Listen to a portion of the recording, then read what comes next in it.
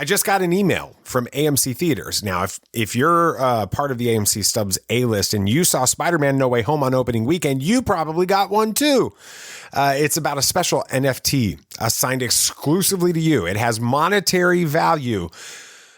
And if you're like me, you're probably clueless about this and everything surrounding what is being called Web 3.0. Fortunately, Dion Wilson is back for the second part of his interview to help us understand it.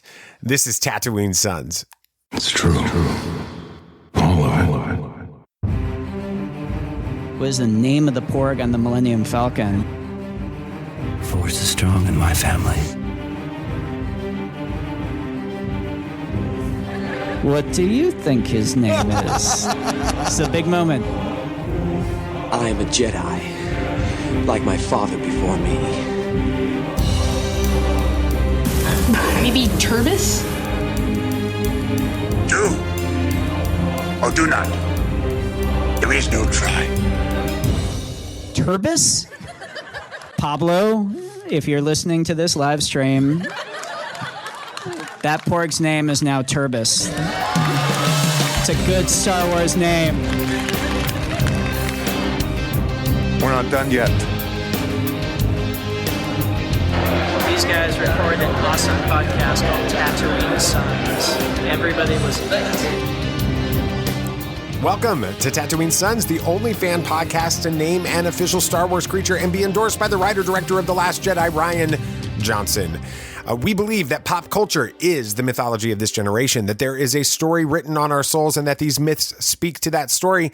That's why I'm honored to be joined again this week by Dion Wilson. As you learned on our last interview episode, Dion is the creator of TitaniumComics, Rast.r Technologies and Multiverse. And Rast.r is changing the game for independent comic book publishers by helping them leverage the power of Web 3.0 to level the playing field. Rast.r's flagship product is HeroLedger, and Dion describes it as Rast.r's brand emissary. He calls it the halcyon of our arrival and the symbol of the future of the comic book industry. Developed as a digital B2B marketplace, creators using HeroLedger will have the option of buying, selling, or licensing various forms of comic art using the blockchain. Whether to cut production time, pitch an idea, or include it in co-branding initiatives, the possibilities behind this are really endless. And Dion truly believes that digital, beyond just digital comic books, is the future of this industry. But the problem is most comic books are widely consumed in these tangible physical copies, and that seems to be where things are stuck. I asked Dion what he believes is the missing ingredient between comic books and technology. The missing ingredient, prior to our company, the missing ingredient has been the tools that really enable the individual creator and the groups of creators, of indie creators, to maximize their circulation, their distribution, the monetization, as well as collaboration between themselves and their peers, their production peers, as well as their consumers. That's the missing piece. When you talk about the pull between the digital and the floppy, as we call it, this is greatly debated in the U.S. more than it is on the global stage of comics. Okay. In most other places, they've leapfrogged us in terms of technology, right? So we went from, we've got smartphones today, or, smart devices. We went through every iteration to get to that type of phone, right? Well, they just went to mobile. They didn't go through all those iterations. And so I in my mind, they come out of the birth canal with a mobile device attached to them, right. Knowing how to use it, and it's so much a part of that community because of their inability to have certain features, certain physical products and product providers that we are able to take for granted here, in a first class nation. Let's take a continent like Africa, where there are 53 to 55, countries. Most of the known world can fit inside of that continent. Mm-hmm. There are a lot of issues with product distribution, physical stores, things that, again, we can take for granted to some degree. They don't have that luxury. But what they do have is the ability to consume products through their mobile devices. And they're able to get those mobile devices as quickly as we are able to grab a comic off the shelf. So when you look at Southeast Asia having that same ability, and in other parts of the world too, Latin America, Asia, the Middle East, it's just a easier transition for them in digital. And really, there's no either or situation here.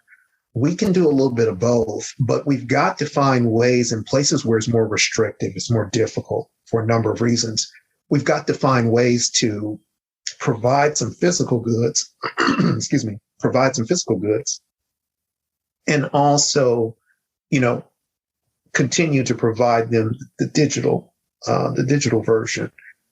But the missing component, consumers are just as well off as the large companies. When we looked at the data a few years ago, we saw three groups essentially in the hierarchy. So you have the top comic publishers from the US, and they're well off. They're established, they're commercially viable, they're doing well. The consumer at the bottom end in that, three-part tier, the consumer's doing well too. When you look at the fact that a consumer will die before they can consume all the product from one company, mm-hmm. Whether that's a comic or YouTube or even Wikipedia. So in that middle group, you have your indie publishers who really need the help. They're not quite a fan favorite because they're less known. They're a lot less known, and they're definitely not commercially viable and are monetized to the level as the top companies are, right? And even a few that are removed from the top companies and top sellers. So the producers in that group, in that middle tier, are the ones that really need support in terms of business models, software solutions, and more businesses and individuals, professionals providing support to these creators. That's where the most need is. And so that's what we see there. So when it comes to how we can deliver the product, there are a million ways to do that. When it comes to not only how we deliver the product, but who stands in to do that. Again, there are a million ways to do that. But that's not an area of the market that really needs the most help at this time. It can always improve, but it is not at a disadvantage. Mm-hmm. Mm-hmm. In a lot of ways, everybody in the world went to sleep on New Year's Eve, 2020. And they had barely even heard about things like blockchain and NFTs, or if they did hear about it, it was some crazy person that was hitting them up on LinkedIn and telling them to get into crypto. And then it feels like they woke up on New Year's Day 2021 and everybody was talking about blockchain and crypto and NFTs. It was the rage. And now Matt Damon's doing commercials about it. And we're kind of joking about how over the top his stories are on that. How is blockchain changing comic book publishing, especially for the independent creator?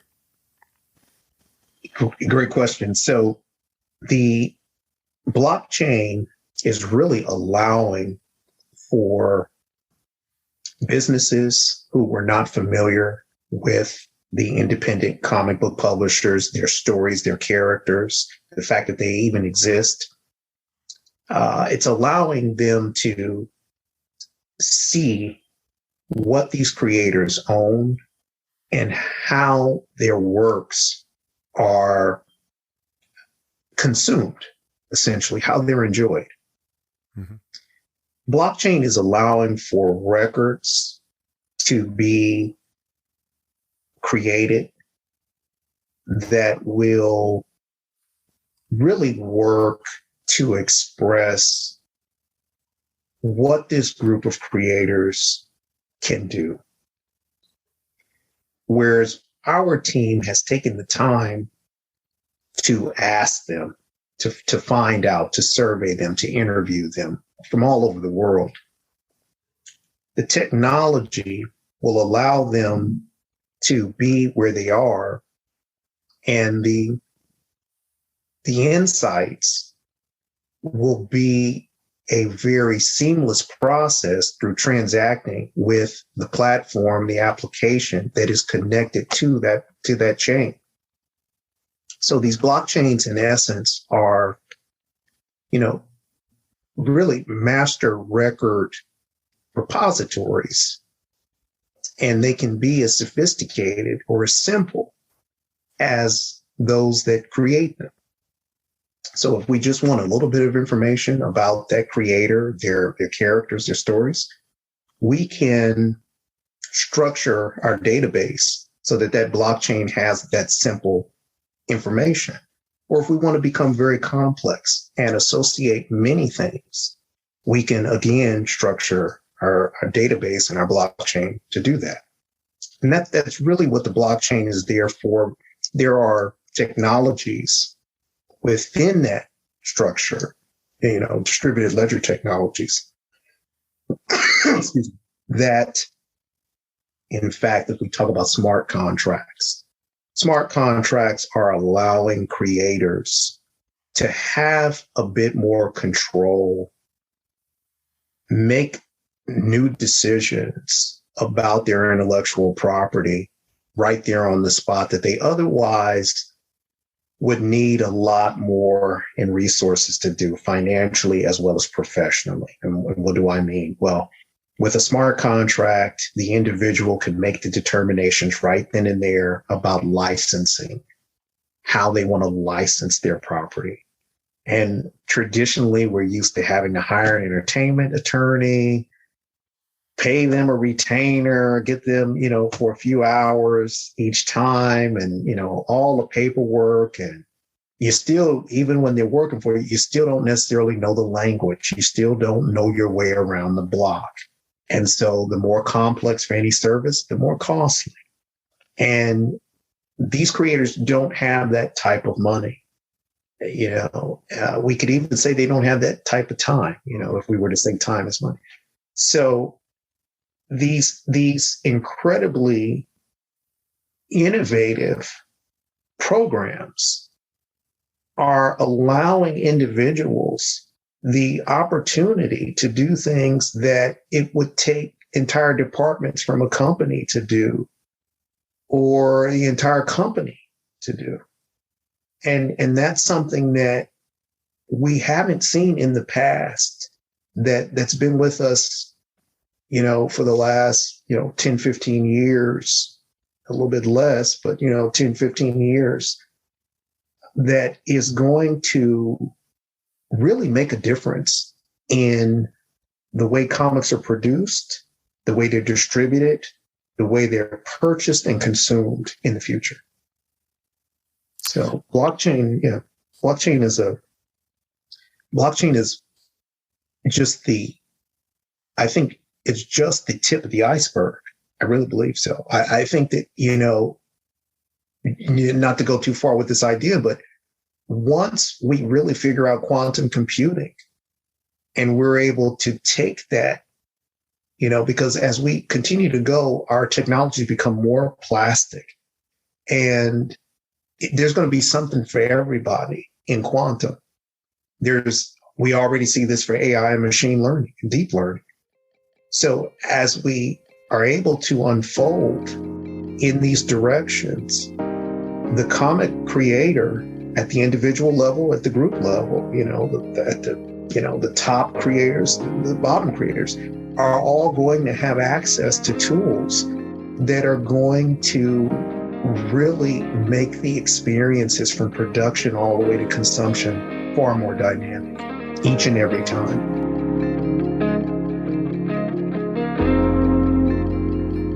Now, I know I mentioned it on the previous interview I did with Dion last week, but it bears repeating. Some of the most innovative and powerful stories in the comic book world and graphic novels are coming from independent creators and publishers. The talent is there, but the challenge is getting those stories in front of the average nerd like you and I. I love how Dion's superpower is leveraging business and technology to bring us these stories. My interview with Dion will continue in just a moment, but I do want to take just a minute to thank our sponsor, Cufflinks.com. This episode is releasing on Christmas Eve, and this evening, Sam and Nate and my amazing bride, Christy, whose birthday is actually on Christmas Day. Happy birthday, Christy. We will all be attending the Christmas Eve service at our church. We'll be dressed our best as we take a few moments to remember the true meaning of Christmas. Now, as of this recording, I'm pretty sure none of us have picked out exactly what we're wearing yet. Maybe Christy, because she thinks ahead like that. But rest assured, something from Cufflinks.com will be part of our wardrobe. And if you're not familiar with Cufflinks.com, all you need to know is that they have over 3,000 items, including cufflinks, ties, tie bars, and socks from all of the fandoms that you love, like Star Wars, Star Trek, Marvel, DC, Lord of the Rings, and more. Again, we love Cufflinks.com. They're family owned and run by a couple of brothers who geek out about all this stuff as much as we do. So if you want to help our show out and you want to look great doing it, head on over to Cufflinks.com. Take a look at everything they have to offer. And then when you pick those items you can't live without, be sure to use the code Tatooine15 at checkout to receive 15% off of your entire order. Now that I'm thinking about it, in some ways, the items that we have from Cufflinks.com remind me a little bit of these things called NFTs. They're valuable, but they're a way also to celebrate our fandom. I don't know, maybe I'm stretching there. As I continue my interview with Dion, I asked him to give us his biggest prediction sure to go wrong in 2022 for the comic book industry. Here's his answer. Oh, yeah. Well, hey, that's good. That's good. I love a good roulette wheel. First of all, I'm going to work my way backwards. All right. So the big thing right now is non-fungible tokens, i.e. NFTs. Yep. And I just recently posted 2 articles on my LinkedIn. One is about whether creators are going to take legal action for their works going into these, fun products, but that they didn't give permission for. And we've seen this, for instance, the NFT, the Wonder Woman NFT, and DC saying, "Oh, that's ours." So with that product in particular, there's a lot of speculation. There is a lot of fanfare. There's a lot of hype, but it's not going to deliver the way that people think it will. Now we're seeing a lot of hype in the metaverse. Mm-hmm. That hype is going to, it's going to die out like it normally does. The only things that stand are the things that are stable and taking their time and progressing and being adopted and have superior utilitarian value, the real SUV, right? Right. So that's the first thing. NFTs are going to fizzle out. And this is still related to comics because there's just so much talk around art and NFTs. Mm. Well, and that's, the other post that I did was taken from someone who had posted as an artist saying, look, stop contacting me about these things. I don't want to be involved. I have real work to do here. And that person was right to a degree. We're not knocking NFTs so much, but people sometimes get a bit more exuberant in a way, as opposed to really thinking through things. Ultimately, what she's saying is, if art is your business and that's not selling, you've got to sell that. You've got to get that to sell, should I say. If you add something additional, now that's more work you have to do to learn that, to educate your consumer on that, to integrate that experiment and integrate that with the product you already have, if in fact that's what you're going to do. That's more cost, more time. And if you can't get your main product to sell, and it wasn't a strategy to move into this area because it is in fact a vehicle that will help you to do so, then it's a lose-lose. And we're going to see a lot of that. Sadly, unfortunately, we had someone leave our group because, the exuberance of the NFT market got to them. And, that's not why we're here. We never got into the business we were in because it's exuberant. In fact, it's a dirty business. We're constantly sweating and crying and trying to, get things together. Because we understand at the deepest level that the comic book is still king. When conventions have gone the way of television shows, excuse me. And what I mean by that is, you go to a major convention today, you're going to a panel about a television show that has nothing to do with comics. You're seeing billboards that have nothing to do with comics. And that's okay. I mean, these guys are paying for it, but it's a comic convention, maybe change the name to entertainment convention. Right. Well, they're doing that. They're calling them pop culture cons and fan expos now because of that. You had better, because the guys that had really been the sole feature of the stories and the illustrations are all pushed to the corner, and people go right by them, not even realizing who they are unless they are hardcore into that product, the comic book. But I digress. So NFTs are going out. They're not going to have the fanfare. This metaverse thing is not going to have the fanfare either. The cost, the research, the sheer resources that are needed for indie creators to really profit from that, it's not going to be there. Not to say one or two won't, but sure, as a group, most won't. The other thing with the comic book industry, we can say goodbye to the retail stores. We can say goodbye to them. In fact, they were not on their best leg pre-COVID. There were already issues happening there. And this is not the first time, but it is, I would have to say, it's been a pivotal moment. Pre-COVID for retailers has been a pivotal moment to show that, it's hard to compete against the online retail model. It's difficult. Number one, if people are there to buy comics, they want the experience, they might be new. They may not feel comfortable in the shop. They may try, but they may not. And so they may retreat, like a lot of the creators, a lot of the consumers of comics. A lot of them are more introverted. So, it'll be easy for them, even if they're trying to open up, to have an experience that's negative and just to kind of close back down, but also cost, not having to go through the friction of getting dressed and, putting gas in the car, going across town or whatever to get the comic, maybe get hassled and then get the comic or whatever. You're able to click a few buttons and it's, either you read it right there or it's on its way in the mail, you see. And so the retailers, I think, and this is a whole nother conversation. It won't make them the bad guys, but I do believe that over the years, they've shot themselves in the foot.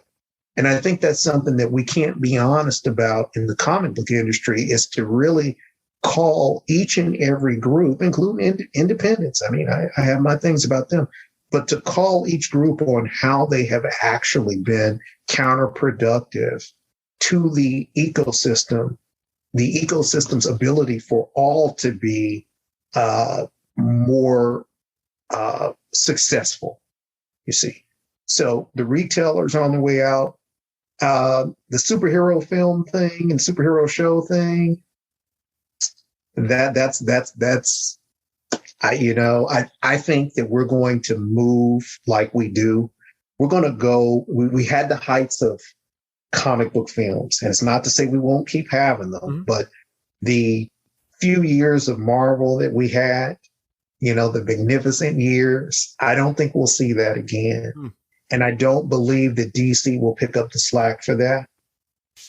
What I see is the film industry in general is shifting more towards the fantasy, sci-fi, and horror. Those will come back. And maybe they'll have elements of those things, obviously. But, I think we're going to transition through the superhero cycle, television and movie cycle, to our other genres. I think, and maybe they'll be created by, maybe we'll see, Werewolf by Night or something like that, or, some other fantasy, horror fantasy by the comic creators, but we're going to shift from the superhero genre. It's not going to be hot and heavy over the next coming years. I think, you'll get a few more stories out there that people are dying to see, but I think there's a bit of burnout by the producers, the industry, the actors and actresses, and definitely the consumers, So those are my predictions. There you go. Oh, I think the last one, one more. Indie creators are going to become the new thing. Okay. They're going to grow at a phenomenal pace in the next 10 to 15 years. Their ability to deliver globally stories, characters, ideas in various mediums, taking that comic book story and putting it, in a motion comic, even getting it to a Netflix, esque service, video on demand service or, cinema. They're going to be the new talent on the block to do this. People are going to be searching for them. Just businesses that want to hang art in the hallways of their corporations, they're going to be looking for these guys. Wow. That's my prediction. How does the comic book retailer have to evolve in order to be successful in the future of the comic book space? Okay. The comic book retailers in a difficult situation. First of all, we have to give them credit for the difficult space they're in. We have to, I believe, sympathize with that a bit. Yeah. So they've got to eat and keep the lights on too. And for years they've been doing this because they put first the works that are commercially viable and successful. The DCs, the Marvels, and et cetera, are tried and true when it comes to sales. Okay. When you try to shift to a product that maybe people will buy, that's an uncertain situation for your light bill, for your dinner plate. And that's a scary place to be in for anybody. So they're in a rock and a hard place. Essentially what I see the transition needing to be, or where they'll need to be as a result of the transition, is they would need to be lining up their shelves with more product from the indie companies and really helping to move those brands forward so that they can be more commercially viable and help them to keep the lights on. And that's tough. That's tough. And I think one of the main reasons that transition hasn't happened is because that sector of the indie creators has not really had its own hero, its own, champion that could show the financial and social values and could galvanize key business resources that could pick up the slack. And so when that happens, I think that retailers can definitely be a part of that story. And they should absolutely be a part of the story, because one of the things that we looked at is, regardless to our transition to digital and regardless to our company's support with these companies or with these publishers in digital, there's still a tremendous amount of physical product that's been printed that's not selling. There are toys, there are T-shirts, apparel, merchandise, comics that these guys and girls have painstakingly produced, and they can't get the sales for it. And something has to pick up the slack, or there's wasted money on everybody's part, right. The printer, the clothing manufacturer, whomever. So however it happens, because I don't know specifically how, in the way that retailers will say, you know what, I'm going to just go out on a limb and let the chips fall where they may, and I'm just going to be indie-centric. When they walk in the store, they're going to see indie books, whether they walk to the front or the back. And it's not that the stuff that we've always known and appreciated won't be there, won't be sold, but the emphasis will be on the stuff that we know very little about at this time. That is a difficult position to be in. And it's one where the retailers deserve our respect. They deserve our respect, if I said that correctly. We should be respecting them. And we should be working to figure out the how with the retailers who are open to that. Some retailers, they don't want to go that way because they're just as much of fans of those books as the people who come in and buy them. And maybe they don't want to change their process there. But when we look at what the consumers are talking about, the sentiment, those books are selling less and less. And there are multiple reasons for that. Multiple reasons. I mean, not just because it's bad, but there are other things to divide your time with. I mean, for instance, you've got The Mandalorian there. I don't know too many people, including myself, that don't tune in, Right. So there's always something to divide your time. So I would say that in order to really be a part of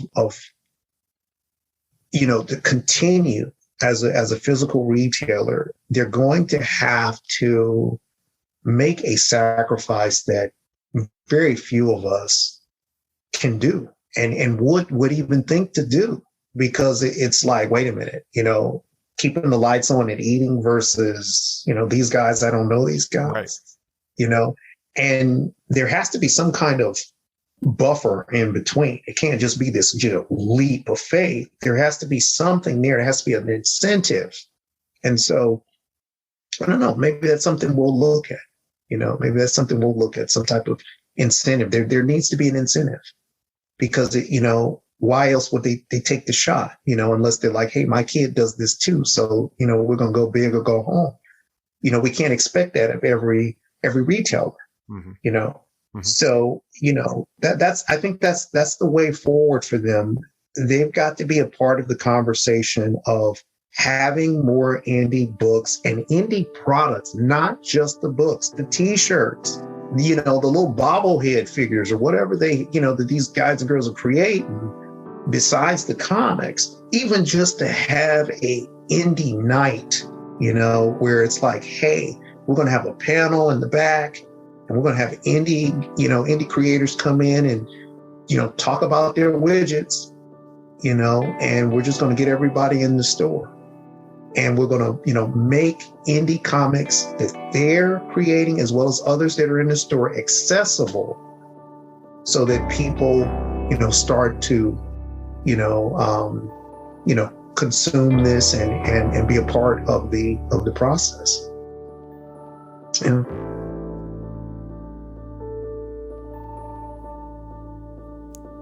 BB Nate is at a major disadvantage now when it comes to comic books because we don't have a comic book shop within an hour of where we live. And just today, I even heard a friend talking about the challenges that he has with getting physical comic books in hand during the COVID era because he's being extra careful due to personal health issues.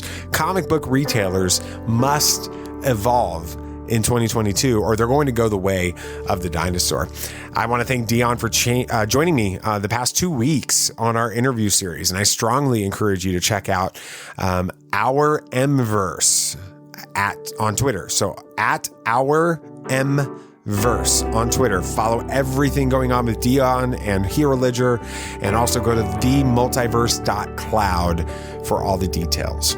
And thank you for listening to Tatooine Sons of Pop Culture podcast, and have a very Merry Christmas. If you enjoyed this show, please take a moment to rate and review it on your podcast app of choice.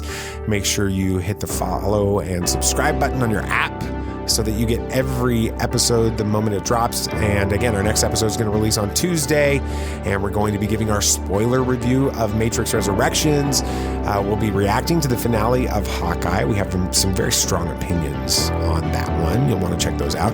And giving our preview of the book of Boba Fett. Make sure you follow Tatooine Sons on Facebook and Twitter and Instagram. Share this episode with somebody else and help the show grow in 2022. And again, very Merry Christmas to you and all of yours. I hope that you have a fantastic Christmas day, and we'll be talking to you before the new year. So I'll wish you a happy new year on the next couple episodes. I think that's going to do it for today. There's only one thing left to say. May the force be with you always. This party's over. I like that Wookiee. Don't get technical with me. Joy, please. Yep, yep.